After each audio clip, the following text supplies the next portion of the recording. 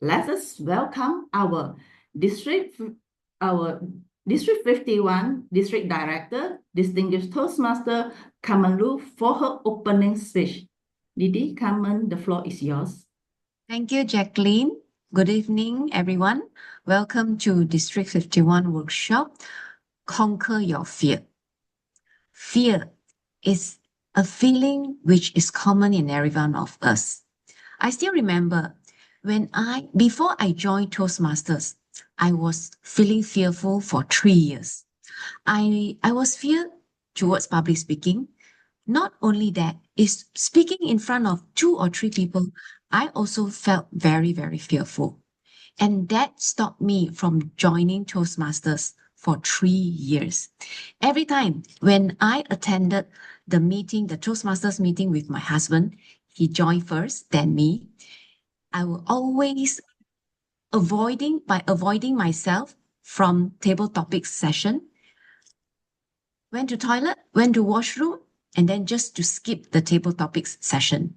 I felt fearful.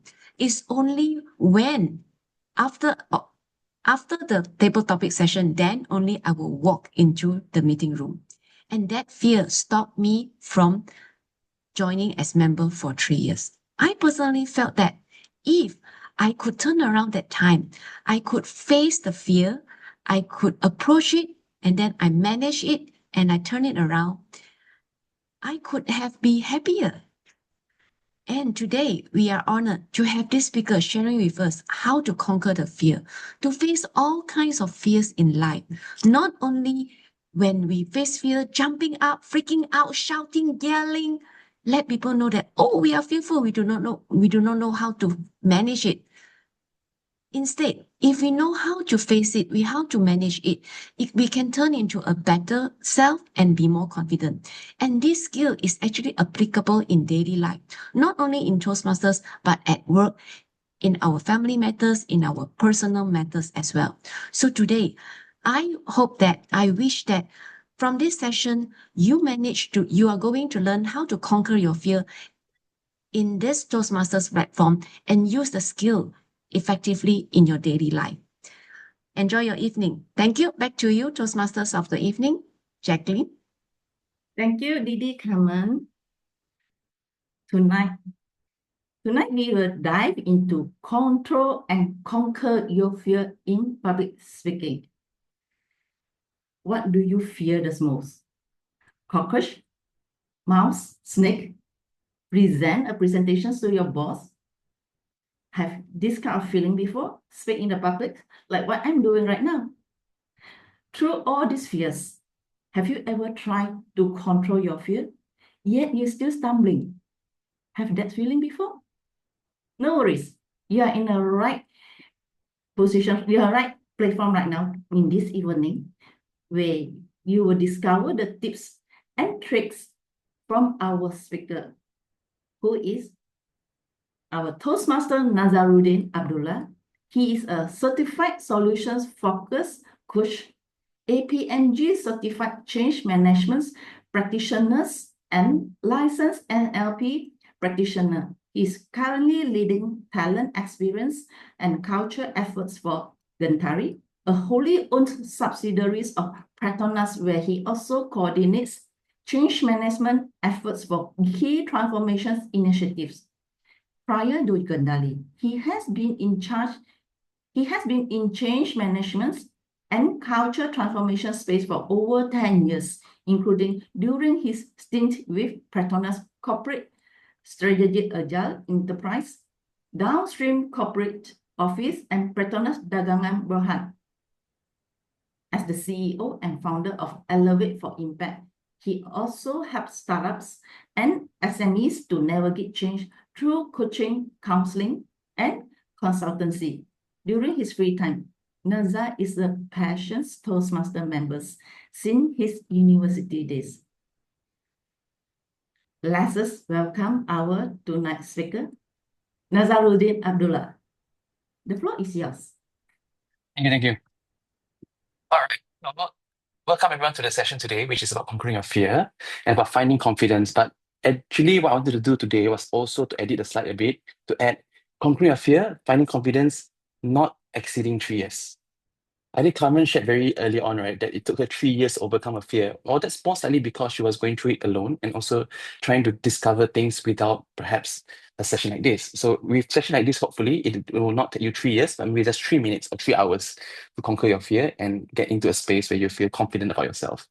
Now, I know today's sharing is supposed to zoom into public speaking or speaking in public, but I thought before we get to that space, right, it's important to understand what fear is actually.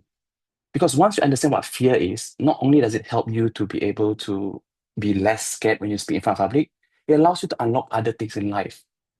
For example, when you have to tell your wife or your husband that you forgot to buy the meal that you're supposed to buy, or when you're supposed to go and make that important promise to a friend to travel somewhere, but you're afraid that you may not be able to fulfill that promise. So whatever that is, right, regardless whatever context it may be, if you're able to conquer your fear, you're able to speak and deliver your message confidently, not just public speaking. So without further ado, let me run through very quickly, right, the next page, Brian.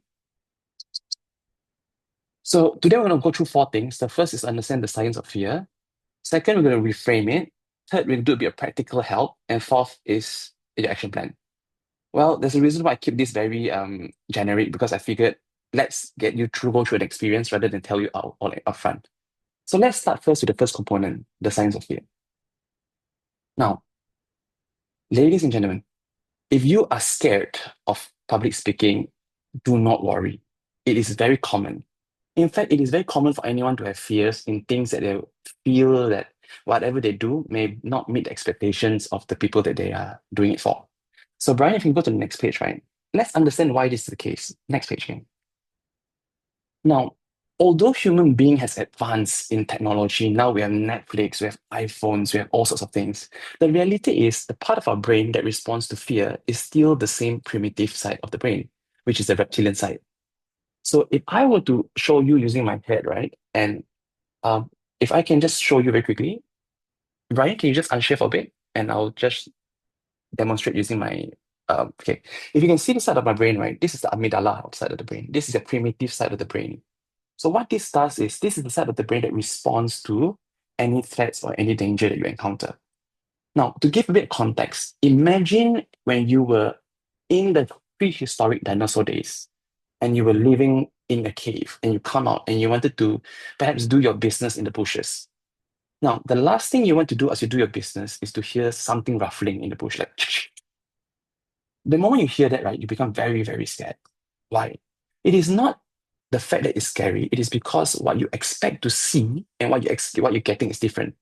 In science, you call this cognitive dissonance, which means what you see and what you get is different.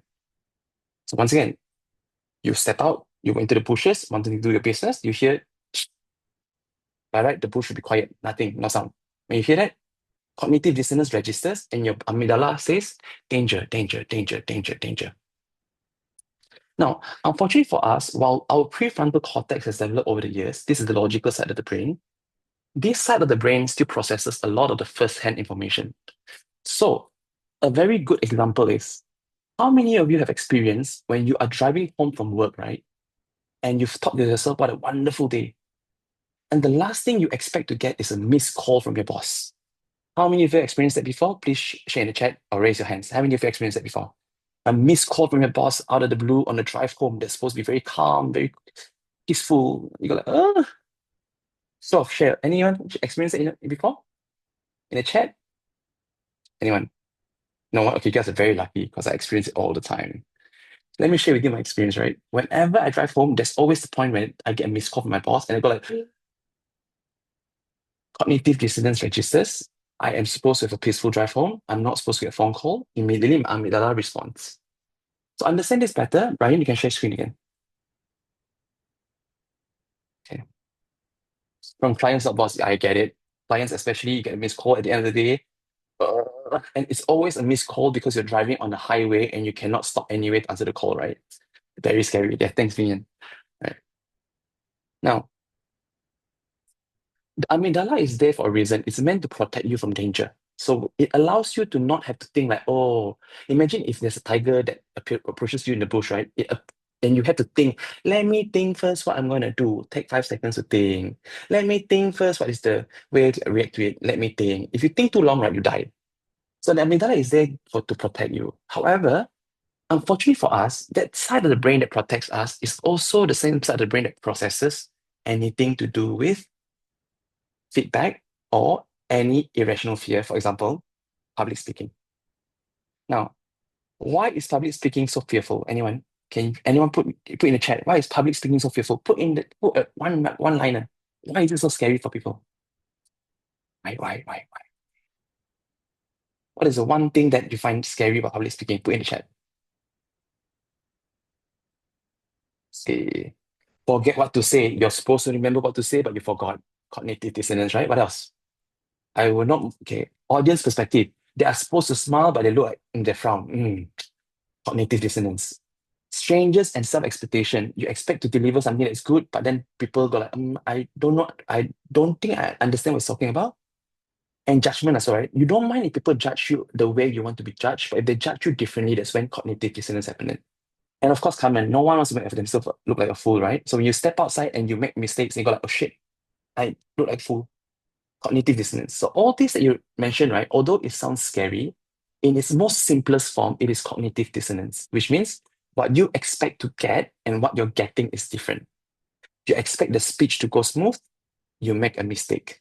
You expect to get laughters, you see frown faces. You expect people to respond positively, you see judgmental looks. Now, unfortunately for us, our brain is also quite lazy. The part of the brain that tells you all these things, right?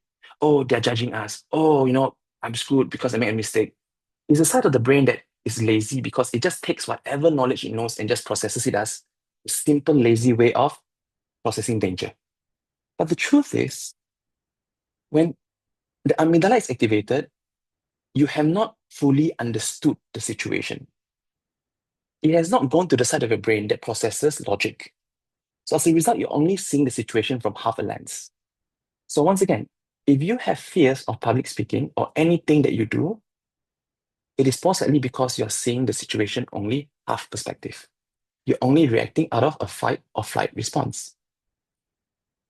I like Ming Yan. You're already jumping ahead to the next one. I'm going to cushion now to the next module, right? Now, if I go to the next exercise, right? Brian, my kind assistant, can you please click next? I want you to think of some things that you feel whenever you feel anxious. Imagine you stand up in front of public and you try to deliver a speech and then you messed up.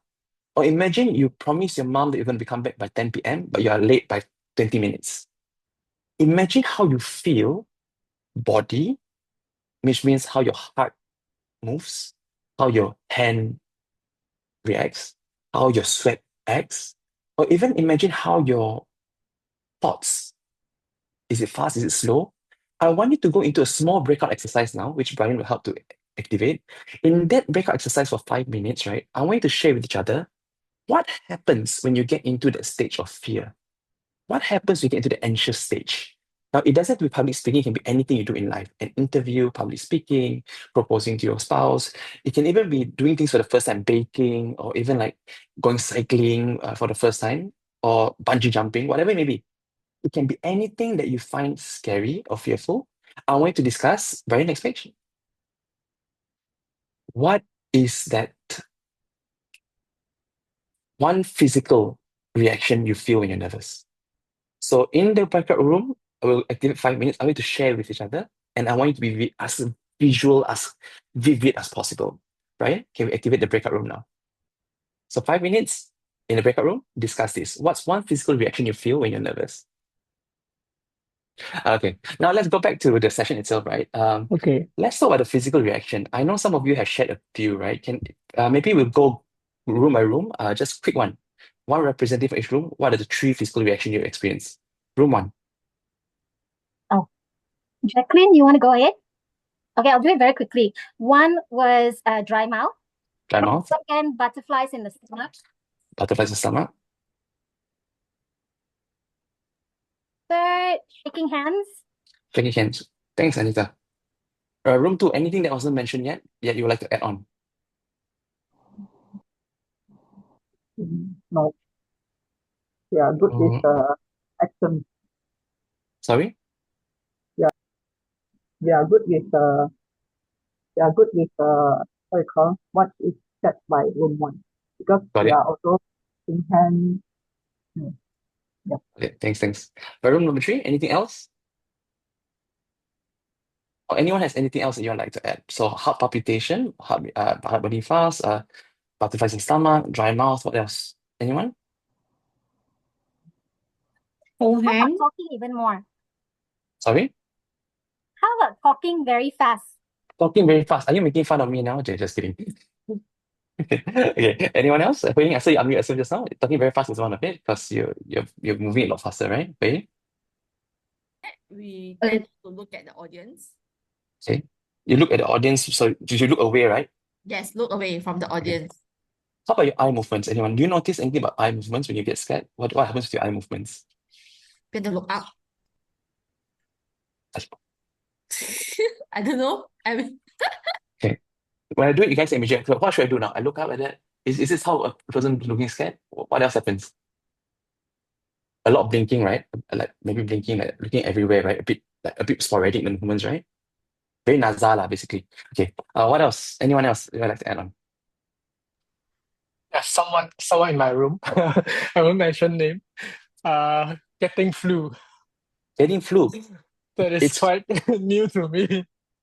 I know someone who gets stomach ache and needs to go toilet as well when they get scared. It does happen, by the way. Different. It's very consistent with your body tumultuating, like it squeezes itself like that. Okay, now, what if I tell you that all those physical reaction, right, is similar to another expression?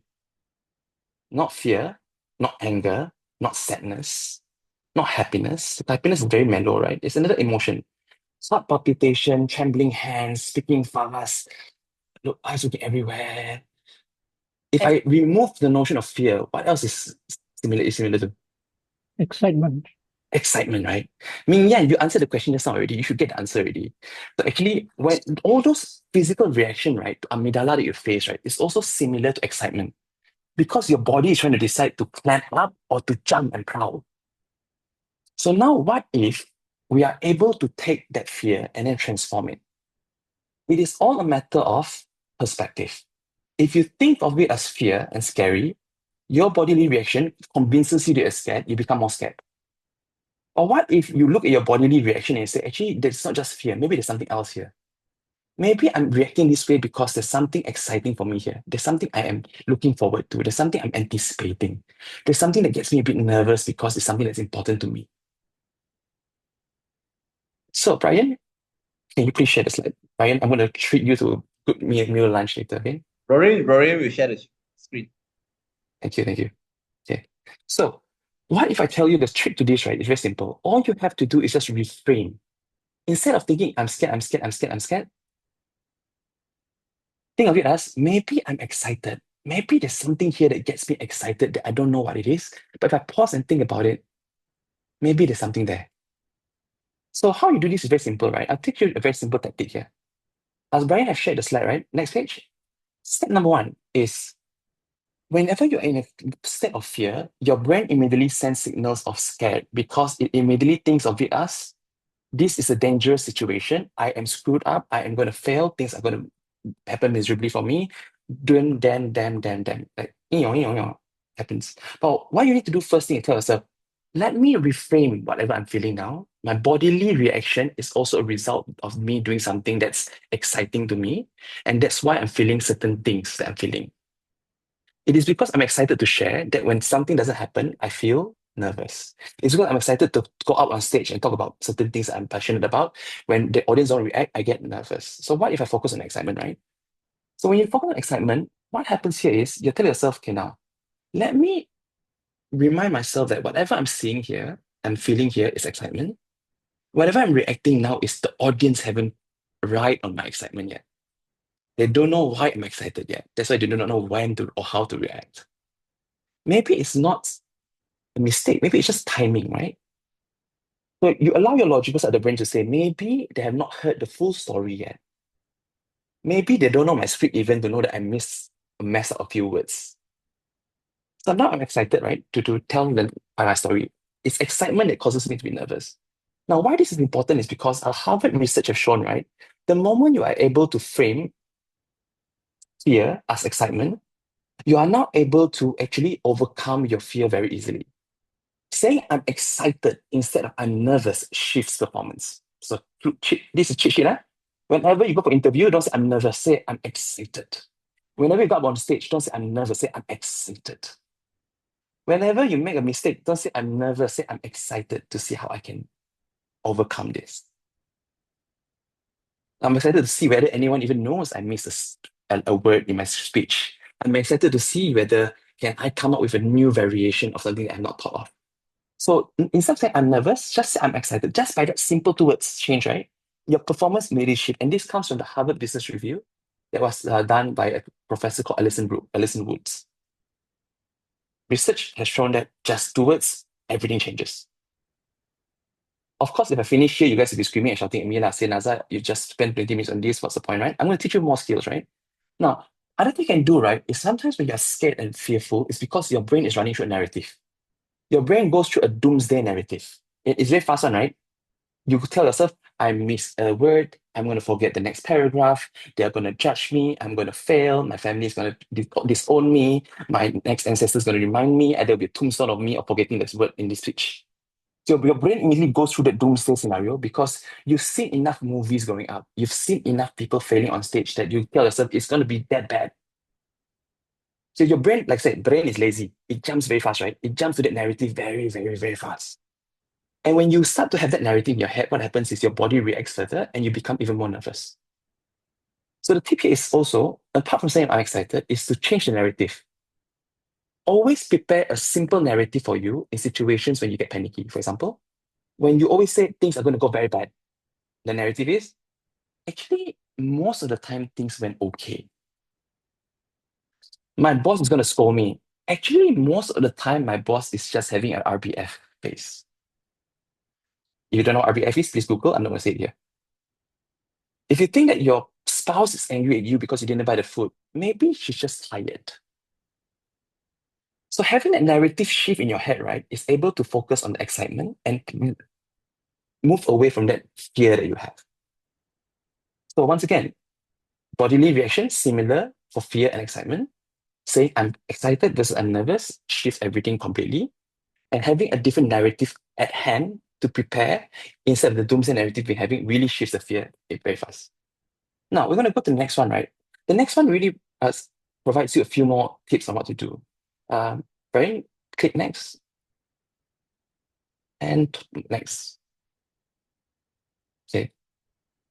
See your perspective, self-talk. I talked about it before already. Next, Brian. We'll share the slides with you later, okay? Okay. Now, for this particular exercise, right, I'm going to skip it. We're just going to go in the room and just ask one or two people to share. Can you go to the next page, Brian? This exercise really is about, I want to hear stories from you right now, how you were able to transform fear to excitement, or fear, something that's supposed to scare you into something magical. All of you, I see a lot of seasoned faces here. If you do not share, I will call your name out. And if you have been in Toastmasters for more than 10 to 15 years, no, for sure, I will call your name out. Okay. Anyone would like to share? When you transform, Brian, next page. When you transform an experience that you had from a fearful experience to a powerful empowerment experience. Anyone would like to share? Timer Lee's hand has been up for a while. I'm assuming he's not raising his hand. I'm assuming it's there because it's a technical issue. Anyone? Maybe I would like to go to Lei Tang. Lei Tang, I heard from your room, right, that you were on stage, right? Like just recently as well. So after so many years, so many months, so many tenures, right? People say Lei Tang must not be scared lah. Go on stage, can talk easily, but no problem lah her. Curious to find out. Can you share an experience from you when you were able to change a fearful experience into an empowered experience or a exciting experience for you? Arman, you're next. Actually, it took many years. It's not like overnight. Maybe more than 10 years. Can you have that one experience that you remember when instead of feeling scared, you just tell us, I'm gonna have fun? Yeah, just do it. I'm prepared. When I tell myself I have prepared myself, I'm just going to do my best, then I reduce the fear. I think so. Fantastic. So, and I think seasoned Toastmasters also has fears. How about Carmen, our district director? How about you, Carmen? 3 years here, come in. How's things must be easy now, right? Cruising, right? No more fear, right? It's no more scary, right? I know how to manage it better already. But I know how I overcome those days is like suddenly I know that okay, I need to face it. That's why I join and sign up. And after I sign up, actually I still feel fear. But what I did was every meeting I put myself in a situation that I need to speak. Either be accountant, either be table topic speaker or whatever thing. So long I have a chance to speak because I find that the momentum will help me to build up the confidence. That's what I did. Thank you, Carmen. Thank you. And with that, I like what the tips has been shared, right? Maybe just one more. I would like to take from someone, perhaps anyone that's non-Toastmasters you would like to share. And if you share, you win best table topics immediately because Toastmasters, if you first time guest, will always win best table topics. So anyone would like to share? Toastmasters members, anyone? Or new Toastmasters members? Let me look at the list. We have not heard from a guy, right? So maybe Simon would like to share? Simon, or let's say.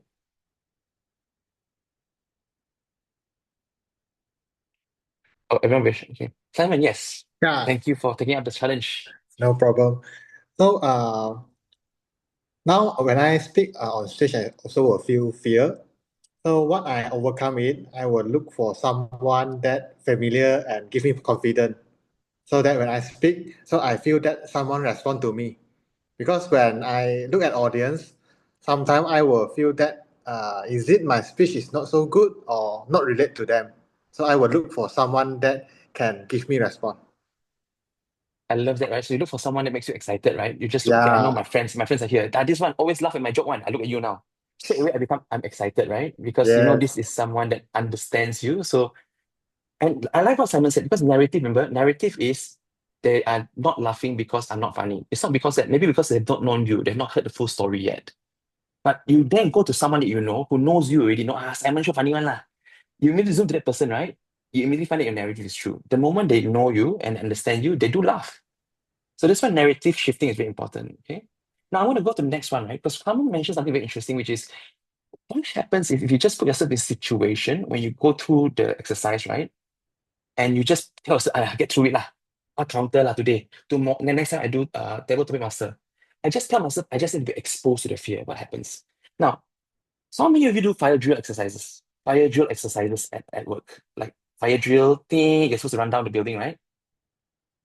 Now, why is that important? Fire is supposed to be the most scared thing on earth, right? Why do we do fire drill exercises? Is because they want to expose you to that situation where if you go through it enough times, right, you know how to react to it, that you no longer have the worst case scenario, doomsday scenario. So research has shown if you're able to expose yourself to situations where the fear is present or the fear is normally there, you are able to navigate it better each time you face it. Like Carmen said, when she first joined, she just made herself go through the whole motion of going through different roles, right? And like Nathan said, she didn't go up and tell you, it will always be there. I'm just going to make myself say, I have a reason to be here, I'm going to speak. So when you put yourself through the motion of doing it and expose yourself regularly, what you begin to notice is things began to get better. Now this, Lauren, can you share the slides? This is what we call exposure. So if you have fears, right, I have a few tips for you. Next. And the first tip for you is very simple. I want you to look for a situation or environment where you can practice regularly enhancing your skills and confidence. For example, fire drill, you just do fire drill exercises. Baking, if you know you're scared of baking to your family because on Christmas Eve, don't do that during Christmas Eve. Bake the days before, weeks before, months before, smaller occasions. You just get yourself to practice again and again. Or in my case, I always have fear of doing pantun, doing poetry, because I used to have this experience when I was younger. When every time I do poetry, one time I do poetry, I forgot the script. And poetry, you cannot make it up along the way, one. So nowadays, when I want to do anything that's emceeing, right, I tell myself, I'm going to do the poetry with a smaller crowd. Test out the poetry first. So you find a space where you can test out it and give yourself exposed to it. Because why it helps is number one is practices make it into muscle memory. Secondly, you realize the narratives in your head aren't all that true. that whenever you make a mistake, we're going to judge you. Not all true. In fact, if you bake and then you screw up, your family is most likely going to praise you, say this is the best cookie ever. Because the narrative for them is you care enough to bake for them. So when you are in that situation, you practice again and again, you begin to realize not doomsdays are all true. So first one, right? You get yourself a structured environment to practice. So if you have fear of public speaking, guess what platform allows you to practice in a structured manner? Toastmasters. Next. Now, once you already practice in a very structured manner, right? The next thing is practice thinking on your feet. If firemen only practice putting out fire in very structured environment, they'll be screwed. Because what happens is they always expect there to be a sergeant at arms to say, okay, please start now, put out fire. Okay, you have 5 minutes to do so. And then after that, please come back to the fire station. Structured environment works in the early days. As you progress along, right, you need to find an unstructured environment. This is why, for example, let's say if in my career as a change manager, whenever I try to do projects, right, and that's unexpected, I tell myself, luckily, I've done many projects in the past where I have to think on my feet already. And why this is important is because sometimes in unstructured environment, right, you will be able to find your own approach to tackling unstructured environment. For example, if you're an accountant, you need 3 days to complete a report. You're asked to do something in one day, right? Different accountants have different approach to completing it. Some will use their Excel, some will get their friend to help, some will go through a system, whatever it may be. They all know shortcuts because that shortcut is their way of excelling and quick for them to deliver. So if you are able to put yourself in an unstructured environment and find a shortcut for yourself, right, you find yourself having more confidence. Why? Not only are you not prepared in structured environment, you also have shortcuts in unstructured environments. So, for example, public speaking, whenever I got up on stage, one of the things you guys notice about me whenever I do evaluation is it's very different from when I do international speech. For evaluation, I told myself, my strategy is simple. Have fun, remember the speaker, and just make them feel like they are celebrated. And I use that strategy each and every time. Mas Mahathir's strategy, also very champion evaluator, is different. He has a standard script that he used in thinking on your feet. Now you realize, actually, even thinking on your feet has a script you can follow. In fact, in my career as change manager for big projects, right, I realized after a while that a lot of my projects, right, has shortcuts I can use and copy paste. So shortcuts helps, but only if you practice in unstructured environment as well. So what it means is get yourself in situations where you deliver speeches, if you are scared of public speaking, to people that is not trained to laugh and give you positive feedback and clap.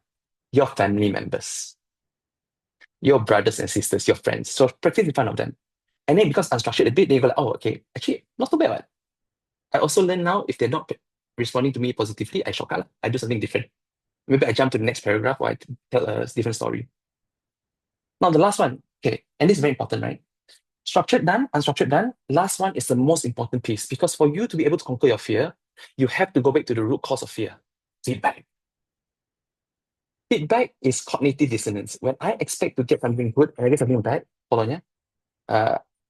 When I expect to get something good and I get something bad, I become fearful and scared. Okay, that's why when your boss says, "I feedback for you," you go, "Ah, mother of all gods, please forgive me. I pray that nothing bad happens." But feedback is actually there because it allows you to find out what's different. You want to achieve A, but you achieve B. So there's a difference here, right, between A and B.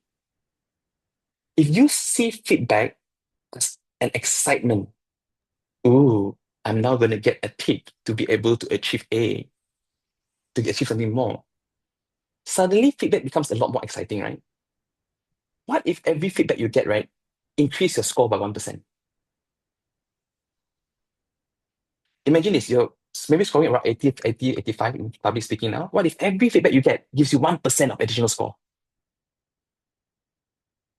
What I've done here is, right, I move feedback from cognitive dissonance, which is I'm getting something I'm not expecting, to this is exciting, it is useful for me, I can gain something out of this. And as a result of this feedback, right, I'm now able to find a way to reduce my fear by having more strategies or more practice or more things I can use to cope better. People usually respond to feedback like how they respond to a snake in the bush. They jump and scream, ah, because they get scared. But now if you reframe your head to think feedback allows me to get 1% more mark in whatever I'm doing, immediately you get a lot better. So now we've covered the three things, right? Which is structured, unstructured, and also feedback. These three things are very important because once you acknowledge that every scenario that you're in is not because you're just scared, it's because you have something important to deliver, that's why you're excited. And therefore you have hopes and dreams pinned on it, that's why you get a bit nervous. And remind yourself that whatever you're feeling is normal for human body to react. But sometimes it's reacting that way because it is confused whether it's excited or nervous. Reframe it to I'm excited. And then have a different narrative. And then from there, you go into the space of exposing yourself to structured practices, unstructured practices, as well as feedback. You eventually find after a while, right, it becomes a little less scary. So, next page. With that, I'm going to go to a closing with regards to what your action plan can be, right? I'm going to give you a very useful tip here, right? Next page, Lorraine. Ladies and gentlemen, everything else actually can be resolved within one simple thing. It's called breathing. Before you can go through everything I tell you about, right? Changing narratives lah, shifting your perspective lah, practice lah, you need to start with the most basic thing. Remind yourself to be oxygenated. If you do not breathe in, your brain doesn't get oxygen. What happens is your amygdala response, irrational fear kicks in, doomsday scenario begins. When you breathe, oxygen goes into your brain. You go like, actually, let my logical side kick in. Actually, how many times have I felt before in the past on stage? Never what. No one ever like laughed at me. My ancestor never disown me, My banks didn't come after me. Nothing bad ever happened, what? Then your logical side kicks in. Breathing helps you to calm yourself down. To breathe, the technique is 4 to 6. Breathe in 4 seconds. Deep breath. Hold for 2 seconds. 1, 2, and let go for 6 seconds. 1, 2, 3, 4, 5, 6. Because there's another one which if you're lazy to remember 4 to 6, another one which is not very Chinese friendly is 4, 4, 4 lah. 4 seconds breathe in, 4 seconds hold, 4 seconds breathe out also can. Depends on how long you can hold your breath, right? But either one works, right? Wait, there's a call on the line. Hold on.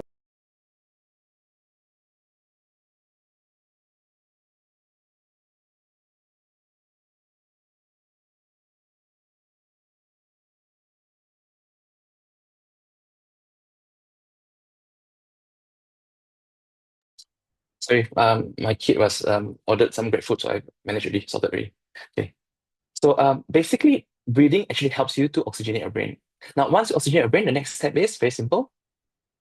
You just simply go through the motion of practice. Have enough preparation. And last but not least, have an environment where you can practice together with people to get feedback, community. And then we go to the last page, Lauren, and you can go to Q&A already. So to actions, ladies and gentlemen, the place where everything happens is Toastmasters. You want a place where you can get perspective. You want a place where you can be excited. You want a place where you have structured environment, an unstructured environment, feedback, a place where you can breathe. That's what the 1 minute of silence is for, right, ladies and gentlemen? This is where you can actually join Toastmasters to have that exposure to overcome your fear in whatever it may be. Whether it's performance management conversations, interviews, public speaking, whatever it may be.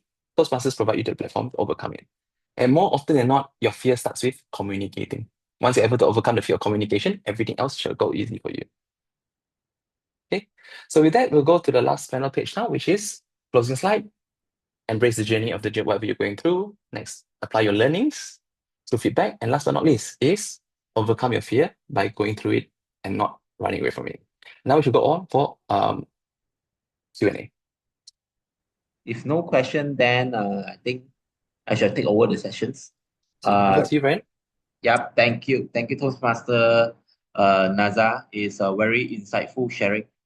I thought Naza background is from, I don't know. He go and research. He do brain research, right? Cognitive research, right? I thought you already changed your career path from change manager to some scientist or anything. Thank you, Naza, for the sessions. And Doreen, can you share back the slide? Just want to add on Naza sharings on the take an action to join Toastmaster, right? I want to introduce a bit. I think we have non-Toastmaster in the room with us today. So if you are looking for some platform, maybe you want to gain back your confidence, you feel frightened when you speak in front of the crowd or present in front of your boss, or even like present your project in front of your lecturer. We have students in the room now. And if you want an opportunity to practice speaking more frequently in public, usually in Toastmaster, when you join a meeting, you have like a 10 to 20 people, very supportive people, right, as your audience, right, to listen and then practice with you. So this is the platform, Toastmaster. Yeah, next page, Rory. Okay, so we are here as a community, Toastmaster, to support you. What you will get in Toastmaster, first thing is you will get to receive constructive feedback and evaluation. Whenever you practice your speech, you present an impromptu speech, so on, you get feedback and then you know where to improve, where to enhance, what is your strength. And of course, we have mentor to help you, to guide you towards your journey to become a more confident in public speaking, opportunity to speak, hands-on learning environment, right? Practice, prepare speeches or even impromptu speeches. Just now, Toastmaster Nazar mentioned about structured practice and unstructured practice. This is the thing that we have in Toastmaster, right? Opportunity to lead at every meeting. Apart from practice your communication, public speaking, you get the chance to practice your leadership skill as well. So our meeting actually we held in person. Some of the club held them online or both hybrid, right? So what is Toastmaster? So Toastmaster is a worldwide non-profit educational organization. So we are not only exist in Malaysia, we exist in the whole world globally. And we have a network of 270,000 members in more than 14,000 clubs across 150 countries. And we provide an effective and dynamic high-value communication and leadership skill development. This is our objective, right? This is our aim as a Toastmaster organization. So next one. Right, so you will get to learn all this when you join a Toastmaster club, right? It's not only public speaking communication, as well as you can enhance your listening skill, critical thinking skill. So you might think like, how do we do that? Is it we meet and then we learn, just we talk to each other, then we get to learn what you see on the screen now? Actually, we have a structured way to learn it. We call it Pathway. Next slide. Yeah, so Pathway is a Toastmaster education program. And when you sign up as a member, you will receive one free path to start. And we have 6 different paths that you can choose. And it's all learning on your own pace, right? And from this learning journey, you get to build your professional skill. Then you can use it in your corporate, in your jobs, or maybe in your life, right? Yeah, so that is Pathway learning. Next. So these are the competency that you will get to learn throughout the pathway. And one of the most important that I want to highlight is the confidence, which you manage your fears, right? On stage, present in the public, you gain confidence. I think we have a few many of us here, we feel fear when we first joined Toastmaster, but after practice, right? After many years in Toastmaster, we built our muscle and we built our confidence, and we managed to present. Like me, myself, I joined Toastmaster for 6 years. So now actually I managed to talk confidently in front of you, not only online, physical to a crowd, to a public, right? So these are the things that we got going to learn in Toastmaster. Next one. So these are the pathway, the 6 paths that we have in Toastmaster. You got to know more later on, right? Next one. Yeah, so if you are ready to join or maybe visit a club, so just scan the QR code here to register your interest. So we will, base on your request, we will recommend a club for you to visit. We will reach out to you. So just scan the code, or maybe later on we'll send the link in the chat box. Right. And apart from this workshop, we will have a few event online in the next few months. The next one would be, Lorraine, next slide.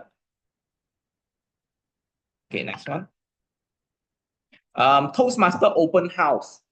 Oh, we have a session on 8th of April. It's a Tuesday night. This one is for the Central Region. It will happen in PJ, in KL. And the title is Embracing Challenges in Today's Business World for Startup. If you plan to have a startup, or you already start a company, but you face some challenges, or even you want to scale your company, you can join this session with us. We will have a fireside chat with two speakers here. One is Yo Chen Chow. Actually, he's a very famous co-founder of Faith Group. If you heard of Faith or Groupon, right? So he's a co-founder of that group.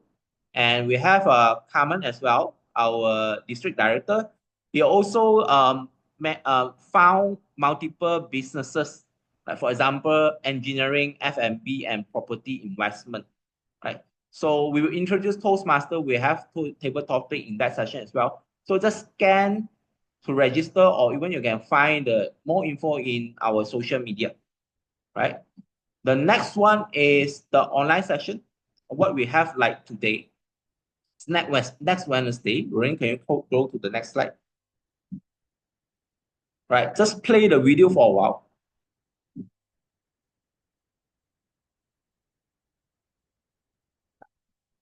I need to share your sound.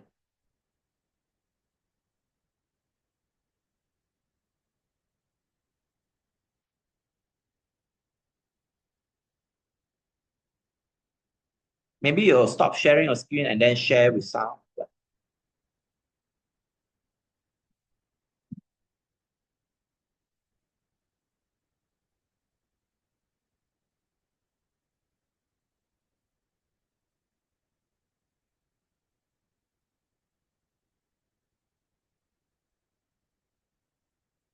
Okay.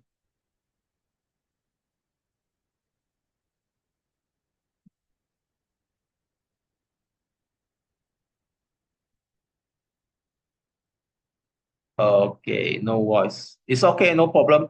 Right. So next session is more on leadership. Right. Today we cover communication and public speaking.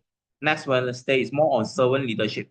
So I understand everybody have your own style, leadership style. Some of you might have direct leadership style. You might have another leadership style, right? So Toastmaster, we are more focused on servant leadership, which leaders with empathy, and then we practice service other. And maybe this is a new term for you, right? No problem. Just share across, share with your friends, your colleague, or even maybe your boss, right? Share with them. If you want them to practice servant leadership, feel free to scan to register and join us next Wednesday, 8:30 to 9:30 for this Zoom online session, right? Lorraine, next one.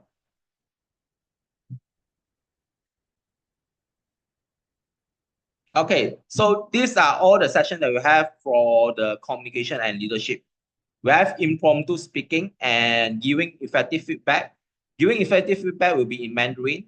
So April, we will cover both these sessions. And May, we have another session with connect with audience when speaking. So just mark your calendar. Once the video and the registration is up, then we'll share with you or share in the social media. Right? That's the announcement that I want to make. I shall pass back to our District 51 Club Director, Distinguished Toastmaster Lim Hui Ying for the closing speech. Thank you. Thank you so much to our District Public Relations Manager, Brian, and special thanks to our speaker, Nazaruddin Abdullah, for sharing such a wonderful insights on conquering your fear. And I still remember when I first joined Toastmasters 6 years ago, when I took up the first role of Toastmaster of the evening, where you are in a way the MC of the meeting. And when I took up that for the first time, I still remember Naza was the general evaluator. And the club member has been telling me, you know, he's the district champion. He is this, he's that. That added to my fear, right? I'm like, oh my God, what happened if I didn't do this? What happened if I do that?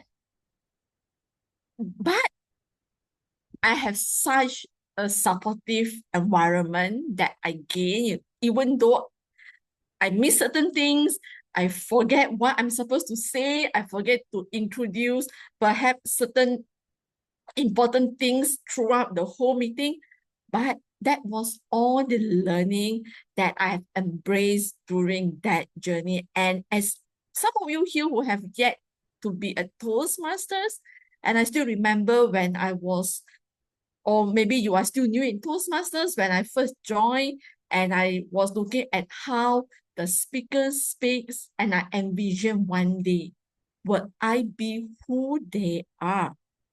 So here I am, 6 years journey, overcoming my fear in speaking in front of the public, building my confidence, and I'm sure each of you can do that as well. And as Naza mentioned just now, being in the skill-based community that give you that supportive environment will help you to truly apply the learning day after day, month after month, year after year, which is why some of us here have been in Toastmasters for more than 5 years, more than 10 years, because learning never stops, and learning is a lifelong journey. And I don't want to take up most of your time. I sincerely thank the working committee that have been working hard to put this together. Amazing sharing by Naza. I really learned, pick up few tips. I still overcoming and conquering my fear, even though I build on my confidence, but learning never stops. So take up the challenge, attend the upcoming sessions that we have lined up for you, visit one of the clubs nearby you, get to know some of us here, and certainly we look forward to really wish you all the best in conquering and overcoming your fear. So with that, I wish all of you a blessed evening ahead. Good night, and we look forward to see you in our next event. And for all our Muslim friends here, Selamat berpuasa, right? This halfway there. So yeah, take care everyone, and see you all in the next series of event that we have lined up for you.